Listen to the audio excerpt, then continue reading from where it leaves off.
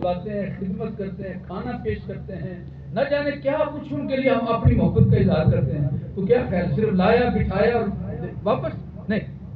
علماء کو جب بلاتے ہیں, بزرگوں کو بلاتے ہیں, اس لیے بلاتے ہیں کہ تاکہ وہ ہمارے پاس تشریف لائیں, ہم اپنے آپ کی خدمت میں لے جائیں. وہ آئینے کی طرح ہے, شیشے کی طرح ہے, اور شیشے کے سامنے جب جاتے ہو تو اپنے داغ تو نظر آ جاتے ہیں نا, غلطیاں بھی نظر آ جاتی ہیں.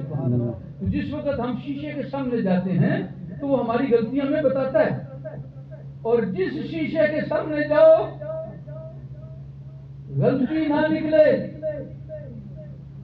تو سمجھ جاؤ جانے والا اندھا ہے, جانے والا اندھا ہے, اور یہاں پھر وہ آئینہ اندھا ہے. آپ سوچ رہے گے آئینے کی بھی آنکھیں ہوتی ہیں؟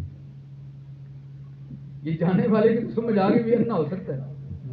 کیا وہ آئینہ شیشہ بھی اندھا ہو سکتا ہے؟ جی ہاں. اور جس کے پیچھے مسالہ صحیح نہ لگا یا کھوتر کھوتر کے خراب کر دیا وہ بھی اندھا ہی ہو جاتا ہے. تو اللہ والوں کے پاس جاؤ اور پھر وہ آپ کی غلطی نہ نکالیں اور آپ کو اپنی غلطی کا احساس نہ ہو, تو دو ہی باتیں ہیں, یہ جانے والا انا, سبحان اللہ, اللہ کرے بات آپ کو سمجھ آئے, یا آدمی کو سمجھ آئے تو چپ کر جاتا ہے, یا بہت ہی سمجھ آئے تو چپ کر جاتا ہے. کیا بتایا میں نے؟ دو ہی باتیں ہیں, یا جانے والا اندھا ہے یا جس کے پاس گیا پھر وہ اندھا ہے. سبحان اللہ. ان دونوں میں سے یہ کوئی نہ کوئی بات ہے.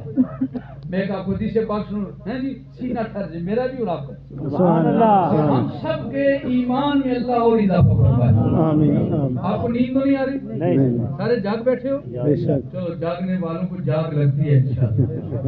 میرے اور آپ کے آقا علیہ السلام جلوہ فرما ہے. وہ کچھ بولو. سبحان اللہ. نعرہ تکبیر, اللہ اکبر. نعرہ رسالت, یا رسول اللہ. تاجدار ختم نبوت, زندہ باد زندہ باد. تاجدار ختم نبوت, زندہ باد زندہ باد. تاجدار ختم نبوت, زندہ باد زندہ باد زندہ باد. میرے آپ کے آقا علیہ السلام جلوہ فروز ہیں. کیا سونا بیلا ہے. اللہ کے نبی حیات ہیں.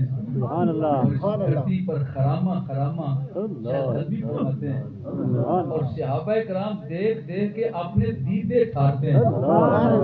حضور کا درشن کر کے عید مناتے ہیں. صحابہ کرام فرماتے ہیں جب کبھی ہمیں بھوک لگتی تھی اور کھانے کو گھر میں شے کوئی نہیں ہوتی تھی, ہم سوچتے رہتے تھے بھوک مٹانے کے لیے کیا کریں. سبحان اللہ.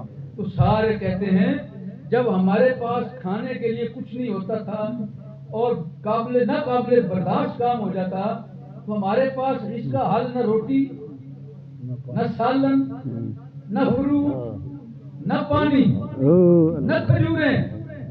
ہمارے لیے اس کا سوائے اس کی اور کوئی حل نہیں ہوتا تھا. ہم دڑکی لگاتے رسول اللہ کی زیارت کر لیتے. اللہ اللہ اللہ اللہ اللہ اللہ. دڑکی لگاتے حضور کی بارگاہ میں پہنچتے, امام الانبیاء کے چہرے کی زیارت ہوتی, بس زیارت ہونے کی دیر ہوتی, نہ پیاس رہتی نہ